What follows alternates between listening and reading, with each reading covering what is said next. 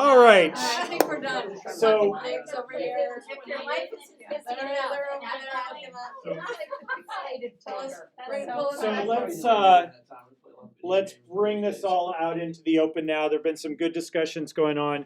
Trust me, by the time you're done with this course, you're never going to want to say the word ambiguous ever again because you're going to be so sick of saying ambiguous decisions, ambiguous decisions. Yes, they were. So- Get the video kicked back to me. Oh my Try God. again. No, I don't have an So- iPhone. All right. So yeah. So the point of this, there's not a right answer to this, but this is a first step before we even start deciding what game your group is going to be doing. I think it's good to have this framework in place so you kind of, if you're throwing out ideas for games, you can say, well, that sounds like a good idea, but what would these things look like for that game? And you may discover something that sounded like a good idea to start with is really better suited to a contest or to a puzzle or something like that. So this will, I think, help you narrow down choices and find ones that will fit, because games aren't the answer for everything. Not every educational task, not even probably most educational tasks, can be turned into successful games. So I think having this in place is going to help you decide what topics and what approaches might be better than others. So let's just kind of go around the room, share a little bit about what you talked about. I know some of the groups still have questions floating out that they may want to pose to the larger group at large. So let's just kind of see what we came up with and just kind of let the discussion go from there. Yes, I will. As we go, I'll kind of jot stuff down as it goes here. So let's start with the system of rules Okay. side of things. We thought, now I'm not quite sure if this is We're what you're talking looking fifth for. and sixth grade, so we're just thinking. Fair. System of rules should be fair. So what is Fair. Fair means Well, like? fifth grader, it's everything. Everybody, and it kind of comes where everybody's included. Everybody has a chance to win, kind of thing. But so then you get into the whole differentiation piece where Fair isn't always equal. no, No, it isn't. right. So that was one of the things that we were kind of. Yeah. So Stuck on that. We also thought they should be stated up front and understood by everyone in the game so that they could move forward. But we also thought that as you make a game, when I've had kids make games, the rule part, they end up, when they start playing it, realizing, well, that rule needs to be tweaked and I need to add this rule, so it has to be like a kind of working document, I guess, is what the rule is. yeah, I mean, a little bit of a look into the future. So one of the main activities in our next class is going to be about flow charting a game, because that's a process you're going to go through because it addresses that exact thing. You want to end up having a closed flow chart where there's no chance that somebody can get into the game and then suddenly go off in a direction you didn't anticipate. So you try to close all of the loops. So we're going to take a fairly common game, and the challenge is going to be to try to flow chart it out and see what that looks like. So that's going to help address that. Okay, we also put, there's gotta be a way to win, obviously. And just try to think through all the different, scenarios that might come up as you play the game, like we said with the flow chart. If you're making the rules. I Yeah. think the biggest thing,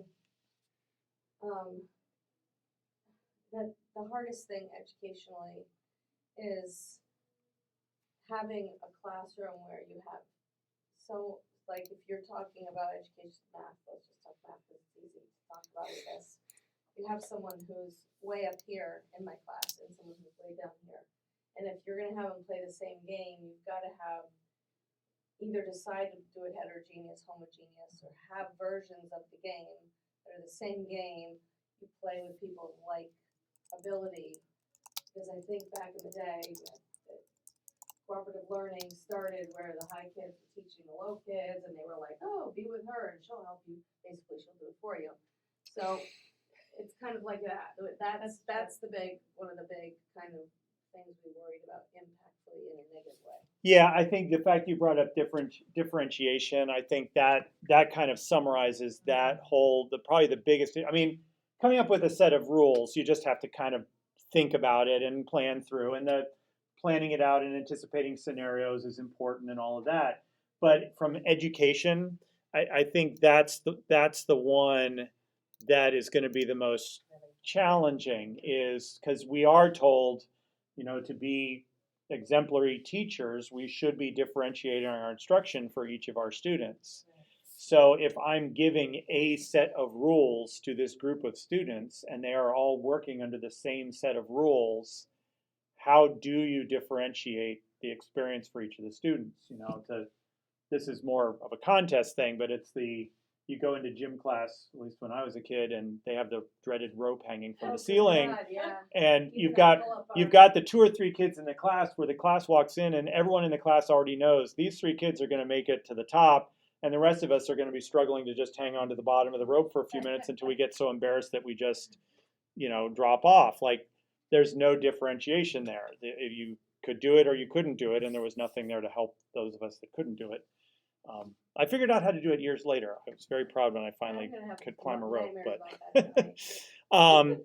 but that is going to be something to think about. I mean, and maybe to throw that out to the group at large, like what sorts of things could you do within a rule structure that would still allow for differentiation between skill levels or ability levels or whatever. I don't know if it's in the system of rules where we were kind of feeling like we were getting down into decisions or competing agents, Yeah. but like one math game that I have that's a fact-based game for the beginning of the year, just get them back. Some of the kids know their facts, Mm-hmm. and so then I just have different versions of the same game at different levels, Okay, so and have them play with somebody who It's the has. same rules. It's the so. same game, different numbers, bigger numbers. yeah. It's So the you same, sort of yeah. pre-select, you assess your students Yeah. so that this group Yes. is roughly at the same level, and this group, and then Right.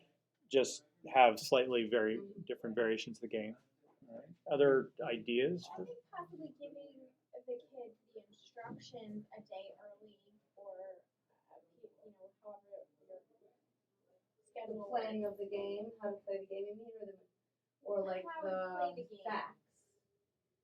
Well, I mean, maybe the facts, depending on the level of differentiation that you need to do, but maybe you give some of the questions or types of questions or sample questions or something like that the day before, either to everyone or some kids, again, depending on how you do it with your class, but so they'd be more prepared when they go into the game the whole time. So I guess that's, Oh, I see what you're talks to saying. what you're saying, Marcus, when you were saying about games being, in your opinion, trivia based or like fact based versus, Is that like More of background a- knowledge you're saying? Something Yeah. like our pre-teaching type thing? Yeah. So they have It could some be, but sort of- even maybe just knowing how to play the game. before everybody else like, knows. Yeah. Okay. The whole idea that you sit Yeah, there and processing. they have to process how to go Got through it. it. I think that's what you're talking about. Yeah. Yeah, I know, like, Okay. me and my husband play games all the time, like board games. And when we have people over, you have to take the first half an hour, 20 minutes to explain how you play the game and maybe do a sample of it. So in school, doing that, Yeah. that takes your whole It period, does. your whole Yeah, I mean, that's day. pre-training. Like, Right. it's not just about what they're supposed to learn through the game, but you have to, just like with any technology, you need to make sure they know how to use the technology first before you're asking them to learn by using that technology. I think it makes sense because I think they're always like really amped up. Yeah, we're playing a game, and if they kind of know, hey, we're just going to explain this and do it tomorrow, then they're going to be more attentive instead of like, okay, let's just hurry up and play. Yeah, They come Kind back of with think gym it's a- Make sure sometimes that they complaining that understand the it gym completely. teacher just talked the whole time about how to play the game. Yeah. You have to play the game. yeah. You're gonna have kids like me who I can only understand by playing the game. Right. Yeah, let's just play. Just Yeah. Yeah. stop reading the Or I like rules to to me. just Let's just watch it. get in there and do Remember it. Yeah. Until I do it. I mean- Even if it's only But 10 watch. minutes, but yeah. And there's lots of different, obviously, levels of differentiation, but you can also, if you're, depending on the population you're dealing with, if it's language issues, you can construct the game in such a way that it can be addressed in multiple languages, or Right. if, Or give or them a giving tool. students choices about some aspect of the game that maybe doesn't really impact The what the game teaches, but they Right. can, I mean, it's like game of life, we seem to keep coming back to that, but, you know, what color car do I want to have? Or, you know, that's like making little decisions like that, even allowing the students to kind of customize their experience can also help along those lines. And they feel like they're being included in the game in a way that they might not. But again, it depends on what aspect of the differentiation you're trying to address. If it's a skill level, if it's an ability level, if you've got, you know, different cultural backgrounds trying to address the game from a multicultural level.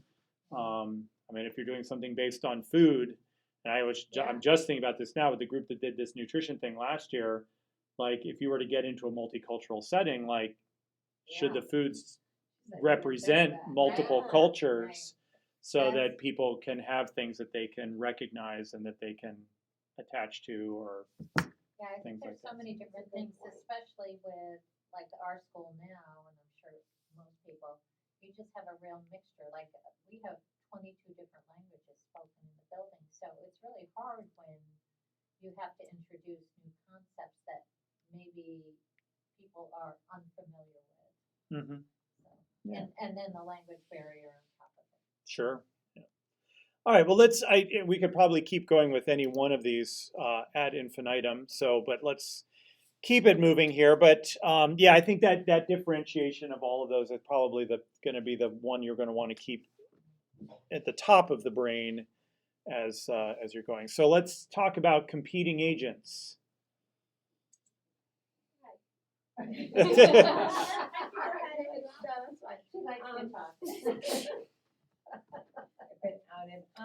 We thought that overall, competing, like having the idea of kids competing against each other really is engaging for most kids, but you do run into your shy or your anxious students.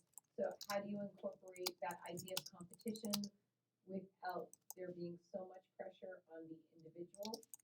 So we were talking about but then that brought up a whole nother level of difficulty, because do you have it individual versus individual? Do you have it team versus team? You know, the individuals, you come into that whole anxiety, the fear of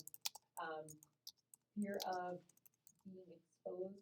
I think is what Right, Kristen yeah. said. Like, I don't know what's going on. Yeah, I don't, yeah, for sure. Versus when you're in a team, maybe you have a little bit more comfort in that, but then you run into that old adage of one student carrying the whole team, and maybe not everybody getting the same educational And get value. used for it if they're not carrying the weight. Exactly. We also said that one of the big things when you have the competing agents is, like, we don't play, when we do Jeopardy in my classroom, we don't play it as a game, because students will sometimes not even try because they know they won't be the first. So that whole idea of the competition is good, but if everything is based solely on being the first to You mean like the answer. numbers or we don't play like that either. Yeah, It's so just- like usually like, hey, oh, well, we can't even get $200 because they already tried to answer first. So like that's where we've taken the game out of Jeopardy. Yeah, Because it's more about learning the content versus But reviewing, yeah. that type of thing.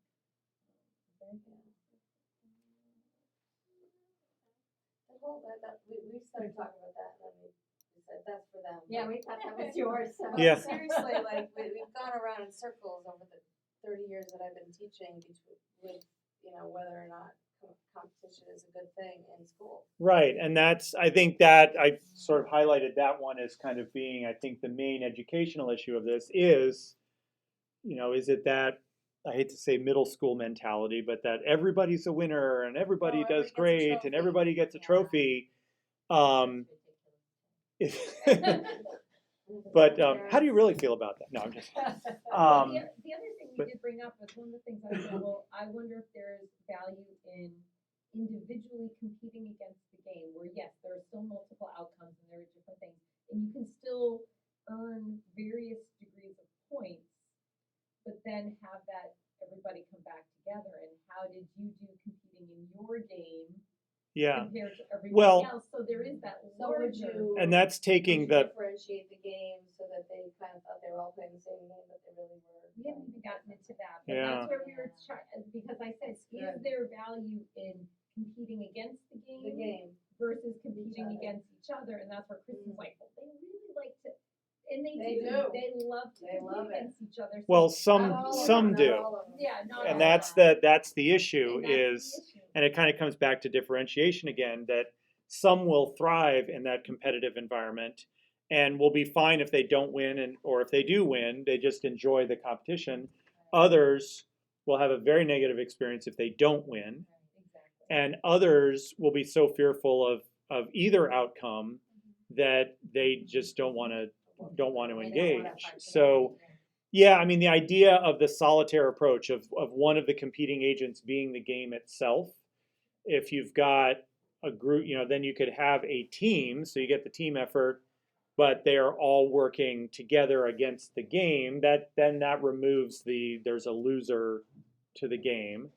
But then you also want to make sure that the team doesn't always win the game either, because then that's a puzzle. Then they're just trying to figure out what's the right answer or what's the right thing to do so that we beat the game, or And beat the that's where we were rules. like, well, could it be just, all right, I've come through and I've navigated and I've taken my choices to try and, end in a certain spot, but then are there different levels of ending in the spot? So all of us who compete, like, she might have gotten to 24, she might have gotten to 26, I might have gotten to 16, whatever the case may be. Like, so it was just, but then we got more into individual game design, but that was where we were like thinking, Yeah. what can't, because that's the biggest thing, is the individual versus. Well, and another thing that would back up into the rules or sort of setting up the context of the game, just like, I mean, when we do like group activities in your classrooms, or you're working with that, what's one strategy that oftentimes gets employed when you're going to have a group of students working together on something?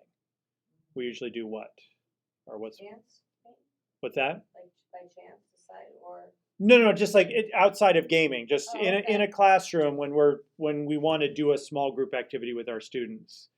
And you brought up the issue of like the student who just carries the whole group and the student who just sits back.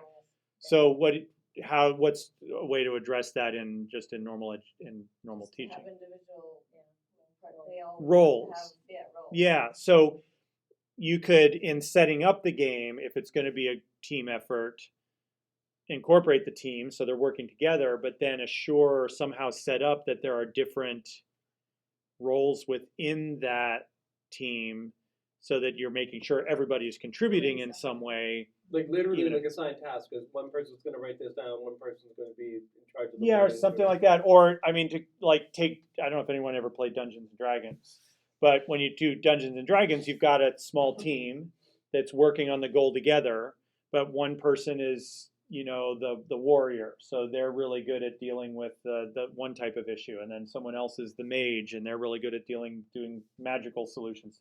So kind of that idea of they can all be going through the same experience and all heading towards the same goal, but be involved in the achievement of that goal in different ways. I mean, it takes a little more thinking, because then it's not just everybody doing exactly the same thing or whatever, but that might be a way to balance the individual approach with the team approach. And then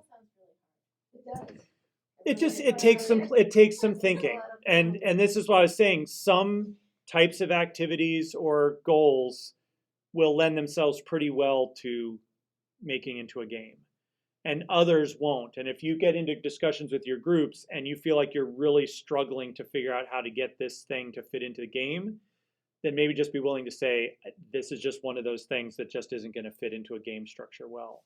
So sometimes it just takes throwing a bunch of ideas out initially. Maybe you've got a core idea, we want it to be about nutrition, but then maybe you have to look at it a couple of different ways. And the groups last year, almost every single group started in one place with their initial thought on the game and fairly quickly ended up, topic-wise, they were in the same ballpark, but kind of realized they had to come at the game from a different direction for it to really fit into the idea of a game. So, and we don't have to have this done next week. Like, we've got time to develop this and time to think about it. All right, so yeah, let's just keep this rolling here. Ambiguous decisions. So feel like we drew the short straw, but, but as we're talking, I feel like I'm getting a better understanding of how to deal with that. So at first, we were talking about how like all the games that, in kindergarten, I don't really, I do some games, but there's always like a winner or, you know, this kid had more sight word cards than this kid, so there's that part of it. But there's no, the decision-making part of it. We were talking about how do you do that in education because you want to guide the students to a particular understanding, and we were really struggling with it, but Professor Miller came over, and then we started talking about the Oregon Trail game, which I'm not familiar with. But the point of the game wasn't necessarily to get to the end, is how you got to the end. And so I think the whole flow chart thing will help us with that part of it. So there's answer A or answer B. This answer could lead you to these points. This answer could lead you to these points, but you're still going to get points. I'm just using that as a sort of a way to put it in my head. But other than that, it seems like it's going to be pretty difficult. I think it has to almost be something conceptual, like Professor Miller was saying. Yeah, it's what tends to lend itself well, and I just put this up here. It's the journey, not the destination. So, if you're creating a game where the thing you want the student to know is the right answer at the end of the rainbow, then that's not going to really allow much in the way of ambiguous decision making because you're trying to get them all to the exact same point at the end or the same right answer. So you want to think more about games or topics, I guess is where this would come up, that what you're trying, the educational outcome, the learning outcomes are what can be expressed more through the actual playing of the game as opposed to necessarily where they get at the end. So we were talking about the game of life. We, again, keep coming back to that one. I don't know that it's a perfect example, but if you were to say this is an educational game and what we were trying to teach people is sort of the results or what differences making choices as you go through your life can have on your life, then no matter what decisions they make and where they end up at the end of the game, that they've still learned that lesson. Whereas if the goal of the game of life is just about you need to have $100,000 when you cross the finish line, then all the decisions are just about getting the most money, you know, and so if the emphasis is not on the right answer at the end of the game, but if what you're trying to teach them comes more out of the process of actually playing the game, so that's maybe another shift in thinking. If you're doing just a regular game, a lot of times you focus a lot on who's going to win and how are they going to win, you know, and that's the thing you're trying to achieve is the winning. Whereas maybe in an educational setting, it's more you're finding topics where regardless of who wins in the end, and maybe that takes some of the pressure off the competing agents, and maybe that affects the differentiation. If it's not about, you know, that the getting to the winning circle is the point of the game, but rather the experience they go through. So that might be a way to think about it as well, that to achieve this, you might have to be paying attention both to your end game, and we're about to get to that, but then also to the way the game is set up so that it's really more focused on the process as opposed to the product. And again, you know, think where the state of education is these days. A lot more of the focus is on supporting the students' learning process. Where are they at the start? What do they need to get to the next step? And I mean, yes, unfortunately, the tests at the end are still important, but theoretically, more focus is being placed on teaching the learning skills so that they can then apply those skills in other situations and so Well, on. it seems like that's where the critical thinking and sort of the hierarchy of evaluating and analyzing, and more than just, you know, knowledge becomes important with that. And I do think, you know, as Donnie was saying, I think for a kindergartner, that's going to be more difficult, and, you know, probably for a lot of the primary grades where this actual analysis and decision making is a lot less. Right, they're a lot lower on the Doak scale, as it were, Yeah, for depth of knowledge stuff. So, but yeah. So I mean, obviously I had you approach these as four separated entities, but they're obviously all interconnected in this web. That choices in your rules are obviously going to affect the agents and the decision making in the end games, and your end game is going to backwards affect how you get to that point and so on. So these aren't four individual things, but just to kind of take a look at them individually and think about a couple of these. So why don't we, yeah, let's jump over here to end game, and then we can start to wrap up this for. You wanna see? Okay. Well, I kind of think in a way we drew this short end of the stick also just because it's somewhat repetitive with this, and I guess our main concern with the end game is trying to, as other people said, lessen the edge of competition.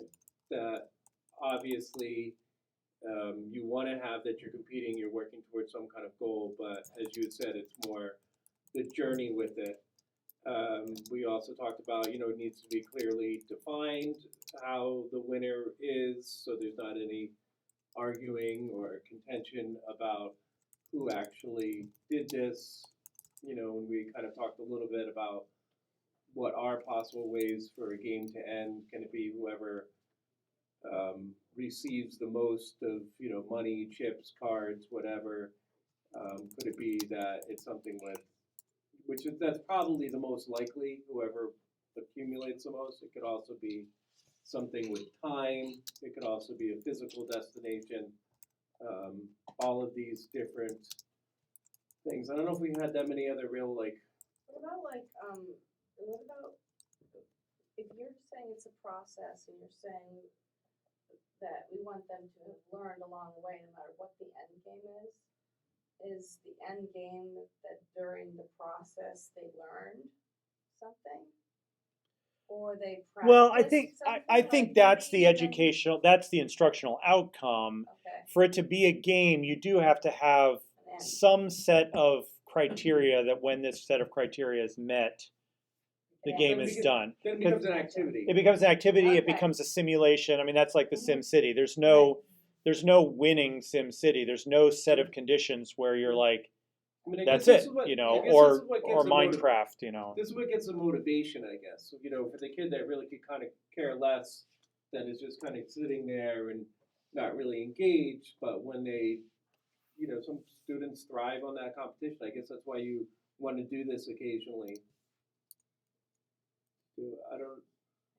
How do you make a game that the students who don't necessarily feel competitive still want to play and, have I mean, Right. looking back to my childhood, I kind of felt every time a teacher tried to do a game, it usually kind of ended in disaster, because the kids would just get too like, yeah, they'd get too hyped up, and I was probably like one of the worst things, and maybe it was also the teacher didn't have enough tenacity to kind of stick with it and clearly define it. maybe, yeah, But so, Maybe it really wasn't a game. and it always seemed like they would work better, as you said, in small groups where it was like-minded, because it did seem like the 4 or 5 really hyper jock type smart kids would end up, dominating that, and the other Mhm. kids were kind of left in the dust.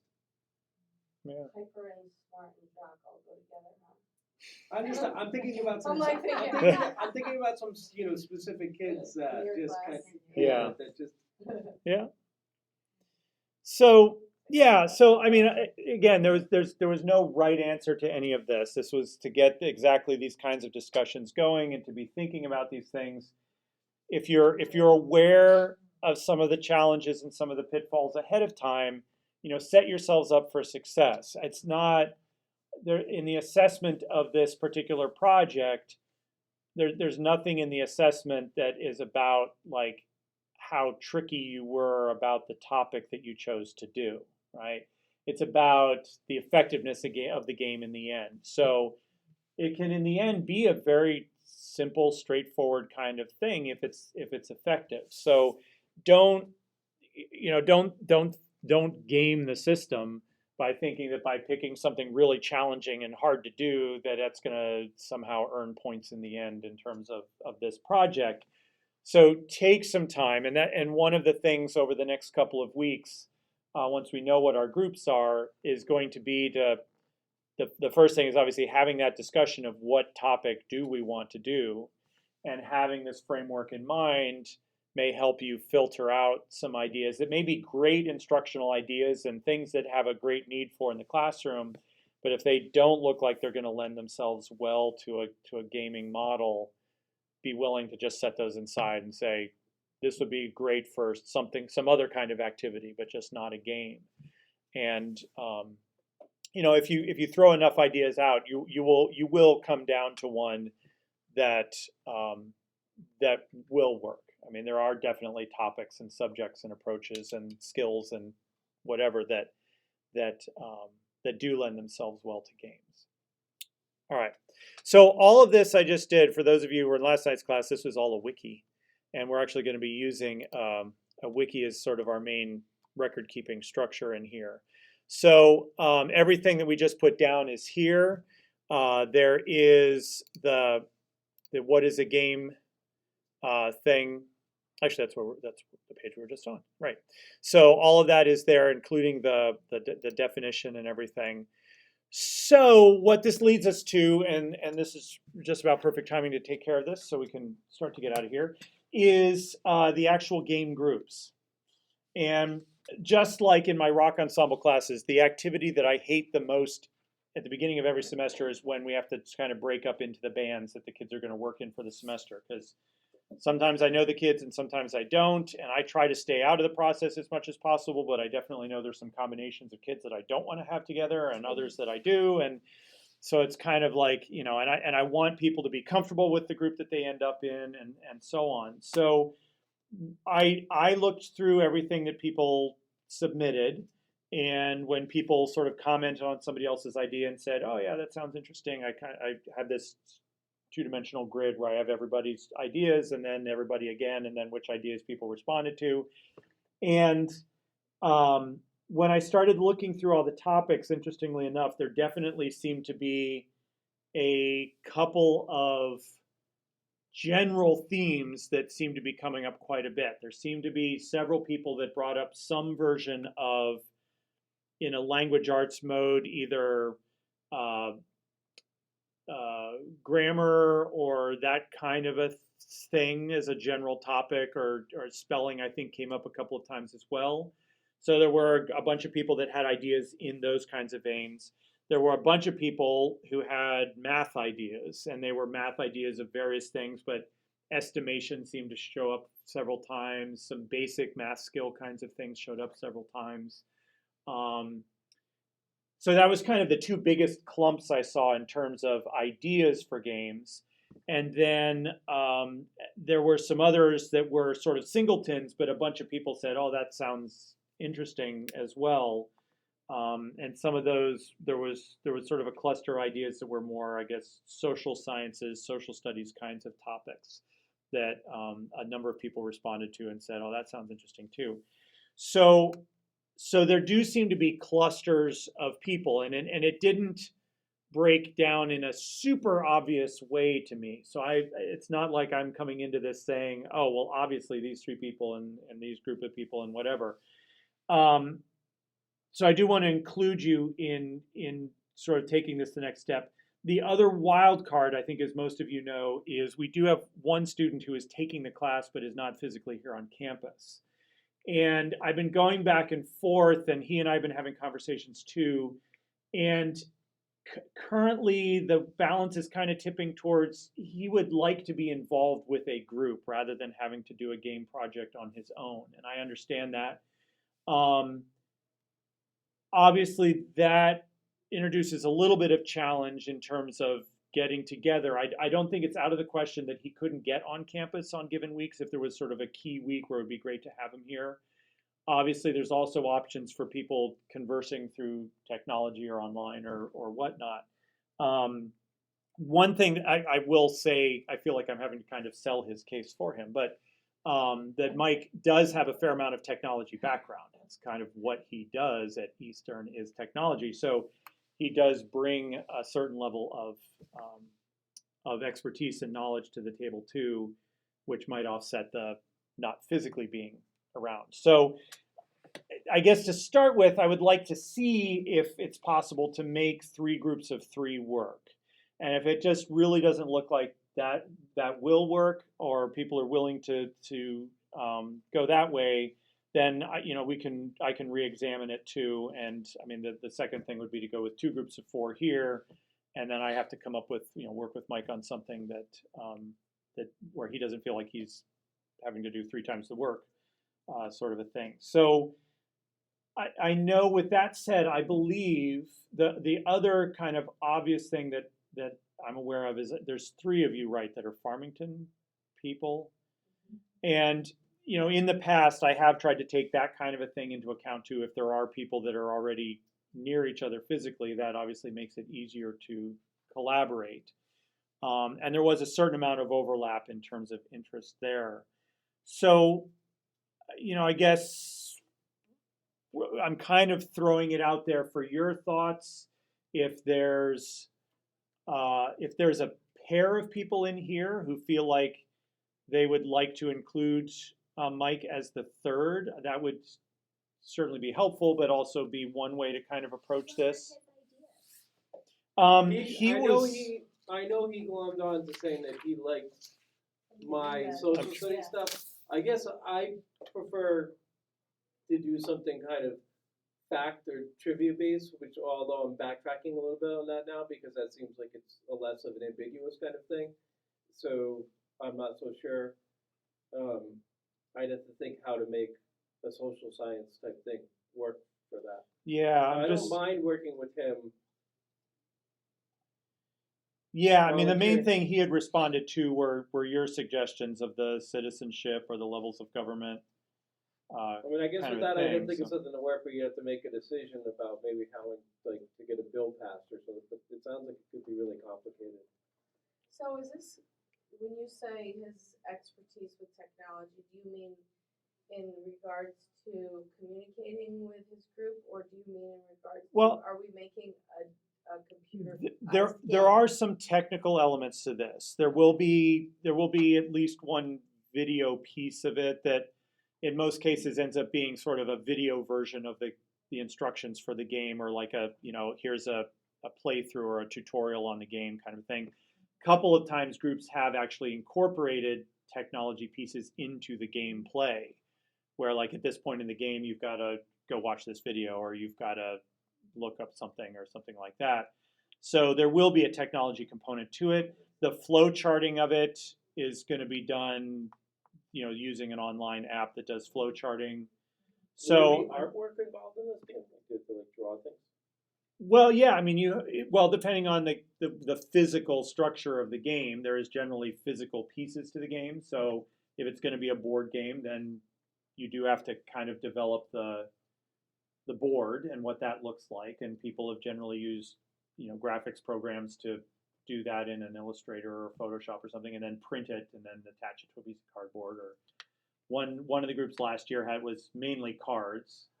And they did have a person in the group who had some gaming design background and a graphic design background, and they were able to make the cards in a graphics program and then get them printed, kind of a thing. So I mean, not every game is going to be at the same level, but generally speaking, there's going to be some physical elements to the game that need to be produced in some way.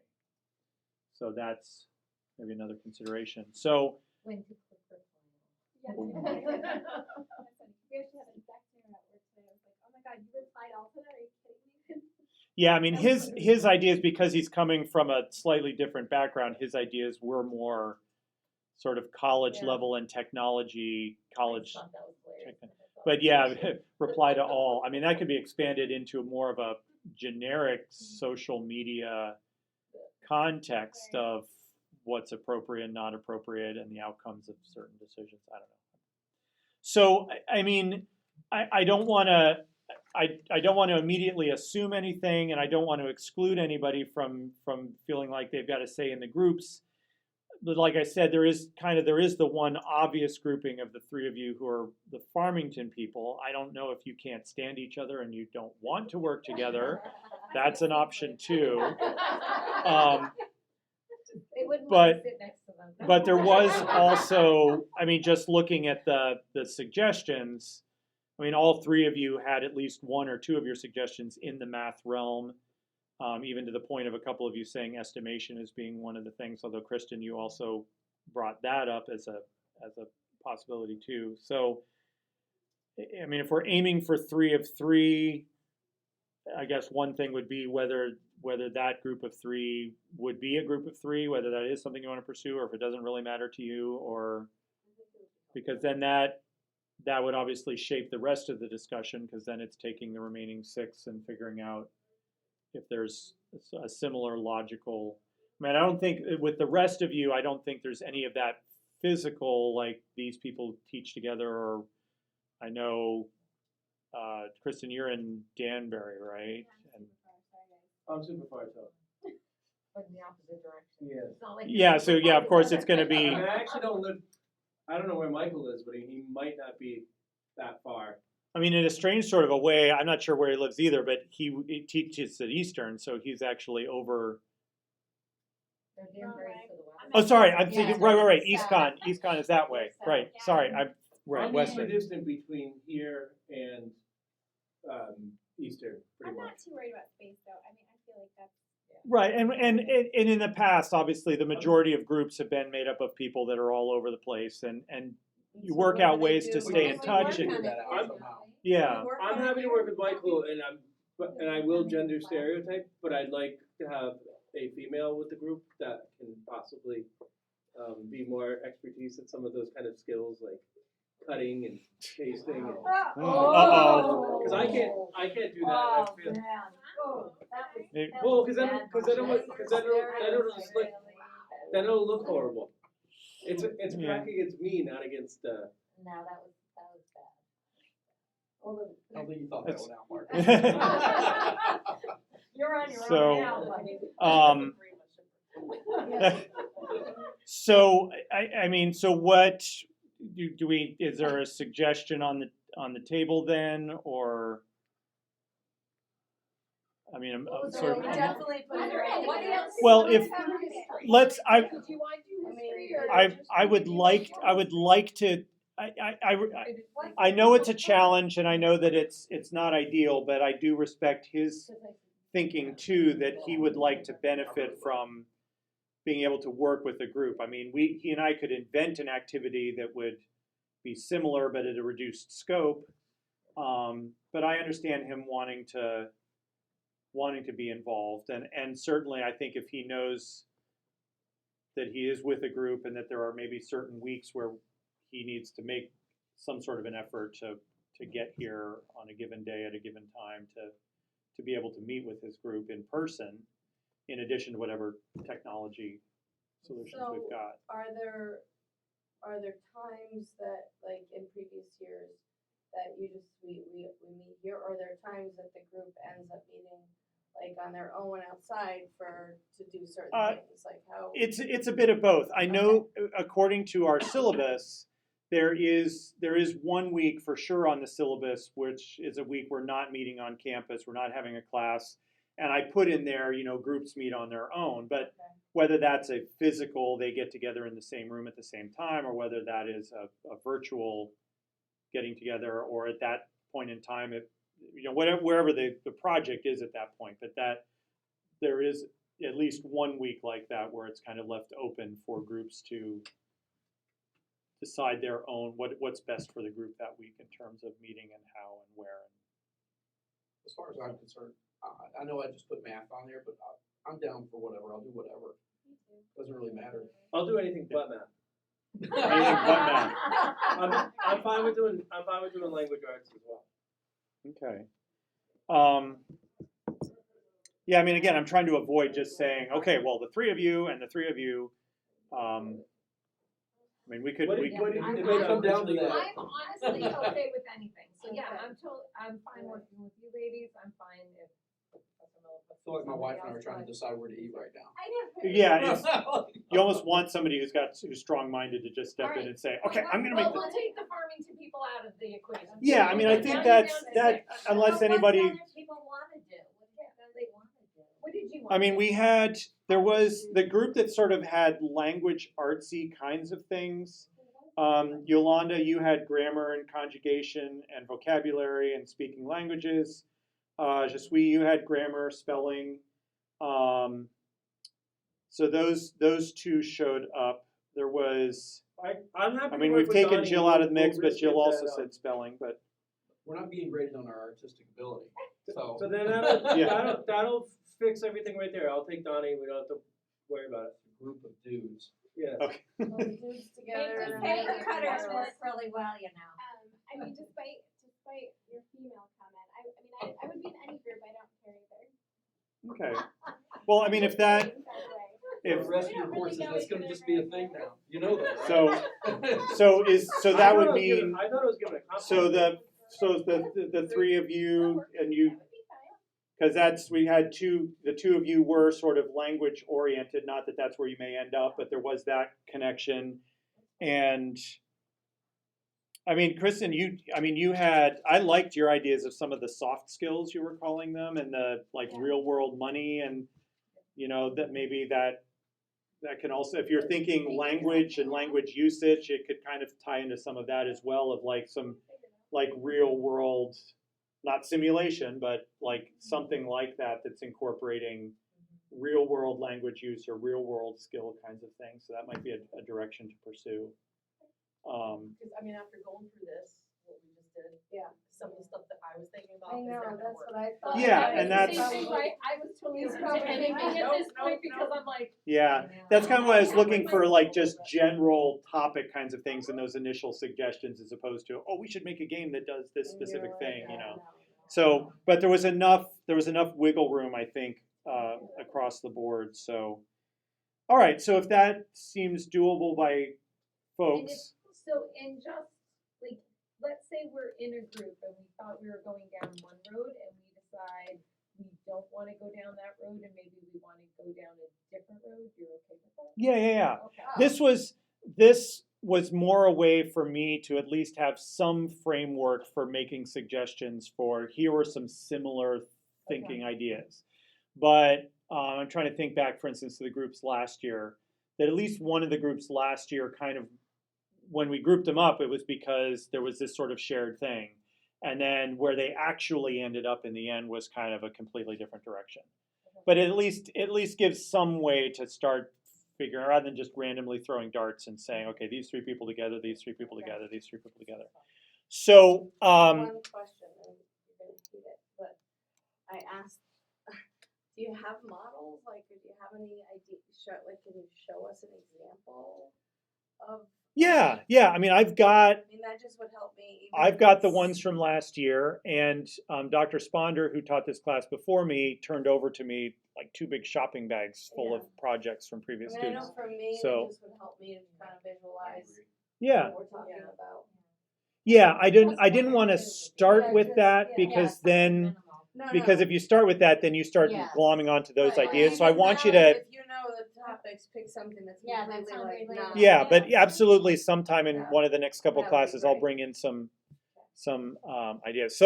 So for the sake of, this is nothing having to do with any sort of hierarchy or anything, but just because this is the way the wiki is set up, I'll put the Farmington group as group 1, and then we'll have the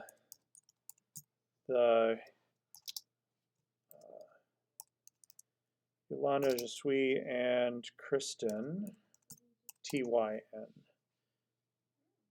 And then Marcus, Mike, and Donnie as group 3. So this wiki, which I'm going to put a link at the very top of the page as well, because you're going to be coming to this a lot. With the 3 groups, each group has their own set of subpages. And this is, initially, these first couple things are going to be sort of the focus of the next couple of weeks, of just using this as a place to brainstorm some ideas and then kind of narrow down your choice and so on. But there's also then even sub pages off of this. So not yet, and don't go into this yet until we're ready. But here's our framework for our instructional design piece. So all of it's already laid out there. We're going to be doing alpha testing right before CCSU's spring break, and we're not playing the games. That's just really running the ideas of the games past other people to get feedback about suggestions about, whatever. So there's a place to kind of record that feedback. So these, like, each group now has its own page, and to add anything on the page or change it, you just click on the edit tab at the top, and then you can type in. The only restriction is just only one person can be editing a page at a time. So if you're online chatting or something, you can't have two people trying to type things in at once. So just one person will have to decide they're doing the typing. But this will just be a place for each group to start keeping track of all of their work, and for me to give you the templates for the work and so on. So we've got our groups.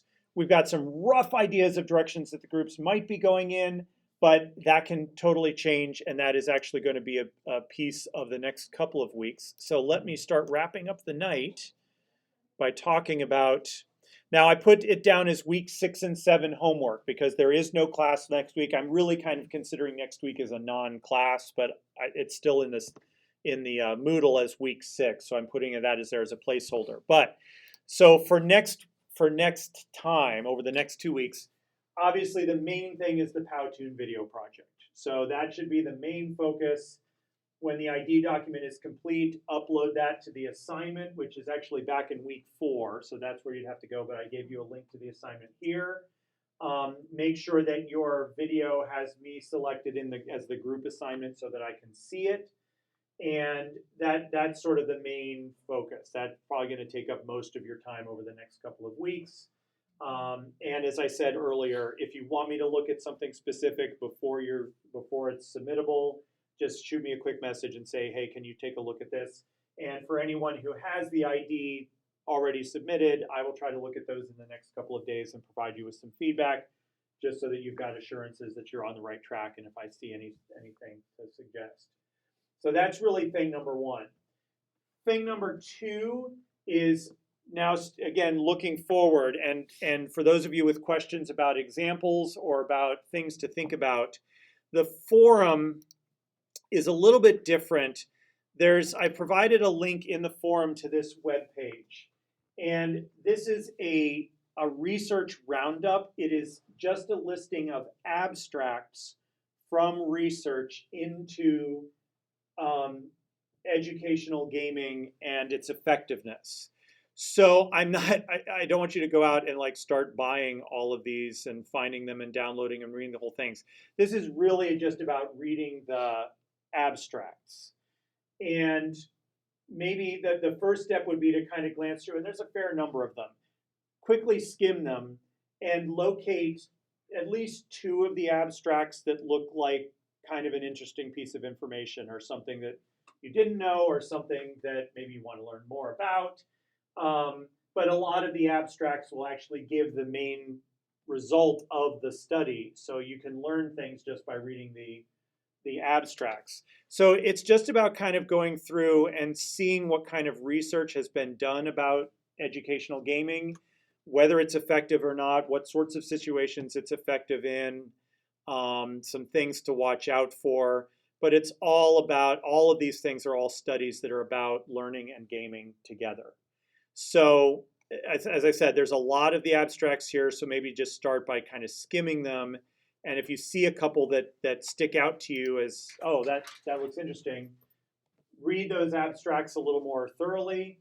And then just kind of the actual post would be about just kind of summarizing what you learned out of those abstracts, and maybe then some personal, now that we've talked about what a game is and we've talked about some of the educational impact of gaming, and you're looking at some abstracts of research into gaming, maybe just what's your current thinking about gaming and how it would be effective in a classroom, or maybe right now you're starting to think, gaming's really not for classrooms. That's okay too. So that's the discussion piece of it for the next couple of weeks, is that.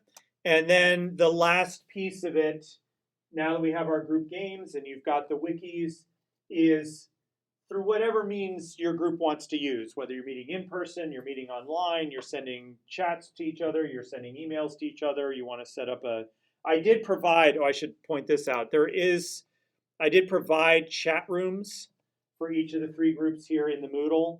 If you want to use that, if you want to set up a time and all 3 of you want to log on and have a text chat, I put them here. They're not the easiest thing to use if you're not all in the chat room at the same time.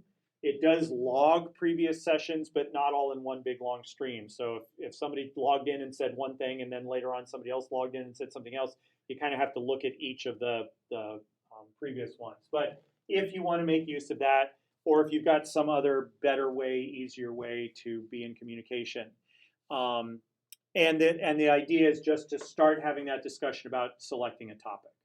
So now that you have a framework in place and you've got some rough ideas of what your group might want to do, what am I looking for? I keep clicking on the wrong thing. This is homework. Just start to narrow down your topic or subject area. You can start with the suggestions you came up with in class and narrow it down, or maybe develop a new suggestion. So that's right in there. And as you narrow down and as you collect those thoughts, just start to use that wiki page. The first part of it is just listing out a bunch of suggestions. So you might initially just throw a bunch of ideas out, and then as you discuss and narrow down, kind of eliminate them until you come down to one. So do you have to have your absolute choice by the next class? Not really, but it would be helpful for you to at least be fairly far along, at least be fairly narrowed down to what type of a topic you're looking to address in the game. Because then we're going to be starting to talk about the structure of the game and so on from there. All right, so that is the next 2 weeks. So these games, so this maybe just a random thought, like they don't have to necessarily be geared to something that the whole class could play. Like you could have a game that's only for 2 to 4 players. Yeah. Okay. In your instructional design, that's one of the things you're going to address is, because it could be a game that you break your class up into small groups, like we were talking about earlier with the differentiation. Maybe the way the game is structured, you want to have smaller groups of 5 or 6 that it are. could be a one-on-one type thing theoretically. Yeah. Okay. Could be the person versus the game. All right. So questions, concerns? I won't be seeing you in person or even online for 2 weeks now, because even the other class will be completely asynchronous next week. But as always, be in touch. If you need me to look at Powtoons, I will do that. If you have a specific question about the instructional design, but figure out maybe before you leave, the people in the groups maybe want to just quickly touch base so that you know you have a way to communicate with each other, like an email address or something like that, just so that you can start to have those conversations. But other than that, we are done for the evening. Yeah. Emily's bus is coming home like 40 minutes earlier than